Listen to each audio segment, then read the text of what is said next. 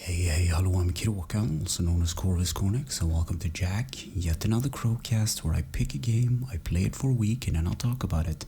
This week's game is Dredge for the PS4, and it was released in this year, 2023, and it's a horror fishing game of all things, developed by Black Salt Games and published by Team 17. And also there will be spoilers up ahead, just so you know, but first a little backstory. A co-worker recommended this game, and he described it as a fishing horror simulator, and that piqued my interest because there's not a lot of games that had that type of gameplay, so to speak. So the game starts out with a cutscene, you being a new angler on a boat, and you crash your boat. That's a great way to start a game. So you wake up at the docks in this little town called Great Marrow, and the mayor has some tasks for you because you agreed to pay off your boat, or you totally get a new boat that you have to pay off by basically do some fishing. So you head out on the open water and about to do some fishing. So you fish in these bubbly areas, and every time you attempt to do some fishing, there's a little mini game where you have to time a little arrow to like a green marker space.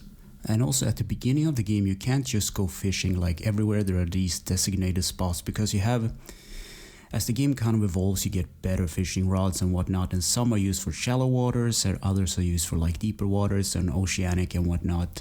But in the beginning of the game, you don't have to think too much about it, you just have to worry about catching some fish. And another mechanic that's kind of interesting because it's a horror game, if you spend too much time out on the sea, it eventually get dark and the fog will roll in, and that's when your mind start to play tricks on you. So you have this icon like an eye, and when you kind of get nervous and whatnot, it starts to twitch and it kind of change. And also there's a thing where if you get too tired, you start to see things and hallucinate. It's about sanity, so you have to go back to the port and sleep a bit. So that's a great mechanic to implement because the game gets kind of crazy as you move on. So time actually moves when you move the boat and when you do some fishing. And I didn't know this at the start of the week, but you learn as you go along. So there's this book that will fill in automatically when you catch a new sea creature or fish. And there's also a little chance of you actually catching a rare version, and they are kind of purple, they have a purple background, and they're mutated and creepy. And it plays like a creepy jingle when you catch this one as well. They're worth a little bit more money than the usual type of that kind.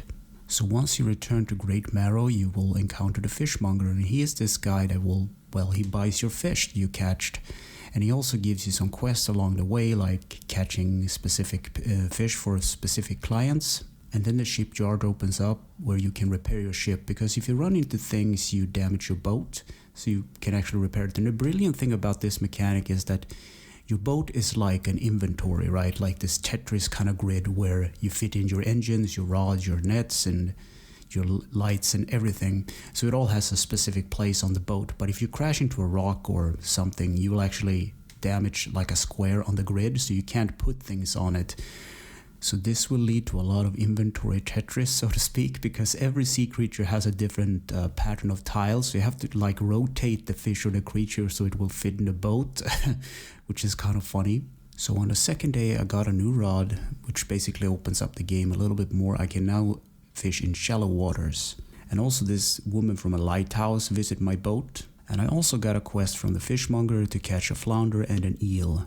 So on the third day, I was supposed to deliver a message to a little town across the ocean called Little Marrow. And I also installed a rusty rotors, like a rusty engine. It was better than what I had. So yeah, day 4 I caught a stingray. And I also learned that you can catch different fish during different hours of the day. So usually when you're out during the day, because that's the safest to be out on the sea, let's be honest. But during the night, there's a higher chance of actually catching like squids and whatnot. And squids are a little tinier, but I think they go for a little higher price than the normal fish. So the more you play of this game, obviously the more opens up. You get out on the sea, you get more quests, you can upgrade your boat, fish for treasures. There's like another type of mini game. You can find wrecked ships where you can find other treasures. And it's overall a nice experience. And it's also a good combo with the whole idea of everything being like Lovecraftian, Cthulhu-esque. Because when the fear kicks in, you really get scared. And I also forgot to talk about it, but you have different types of fishing. You have shallow water, you have coastal, oceanic, and dredge. And you can upgrade your boat with engine, rotors, and nets, and lights, and rods. I think you can have crab cages as well, but I didn't get them. So you start the game in the Marrows, which is in the center of the map. In the top left you have the Stellar Basin, in the top right you have the Gale Cliffs, in the top right you have the Devil's Spine, in the top left you have the Twisted Strand. And I really don't want to spoil more of the game because I believe this game needs to be played. So gameplay: explore the sea and fish, drag up things from the bottom of the sea and upgrade your boat and so on. Control: the left stick moves the boat around, the right stick is camera, X starts the fishing minigame, and the square button is used in the fishing minigame to do the timing correctly. The circle button goes back and the L1 button brings up the inventory and the boat. Graphics: this game was made in the Unity engine and it has a cel shading graphics like the Zelda Wind Waker. And I like that style. It's like a mix of that and a Horror Story of Cthulhu, so it's right up my alley. Sound and music: David Mason made the music for this game and it's a great soundtrack. It's have a listen. Easter egg secrets and glitches. So this week I wasn't able to find any Easter egg secrets or glitches, but yeah, it is like that sometimes. In conclusion, I wrote, yes, try it. It's an interesting concept.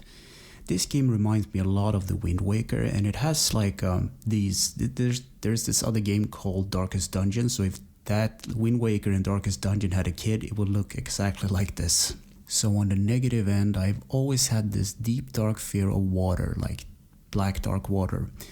So imagine this game actually triggers it. Go figure. So I was in the middle of nowhere in game, in the middle of the night, and my engine broke down. And I was like, I can't do this. I was chased by monsters and everything, and I died, obviously.